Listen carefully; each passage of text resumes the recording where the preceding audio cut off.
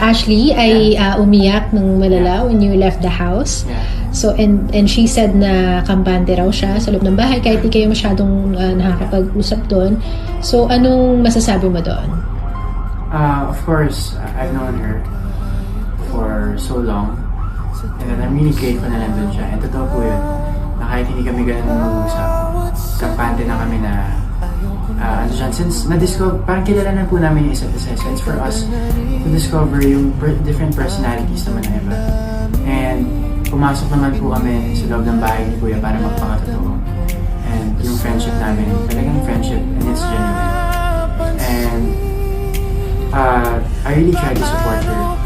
Siguro sa mga times na nadadown siya, I was there for her. Pag na-miss niya yung family niya. Kasi, yeah, sa akin naman ako yung comfort niya since I know her talaga.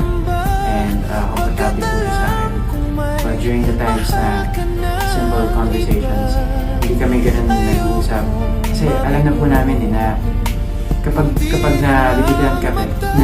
nabibigatan kami, pwede namin damayin yung isa't isa. And I really tried to support her inside. I mean, early on pa lang naman. Nung sa time na nagkakaroon siya kay Rave, nakikwento niya din talaga sa akin. And I was really supportive because I just wanted the best for her, of course. And gano'n naman ako sa lahat ng housemates. Like, sinusuportahan ko talaga silang lahat. So, yeah, I hope you guys were able to see that. And somehow, it wasn't as I expected, the way you guys see yung highlights. But I can assure you that. Actually, yung next question ko sana nga yung Ash Rape. Kasi meron kayong Ash ko, and then ngayon parang may nabubuong Ash Rape. Yeah, I mean, actually, sobrang supporta ako sa kanila. As in, early on pa lang, first week pa lang naikwento na niya sa amin nila Princess.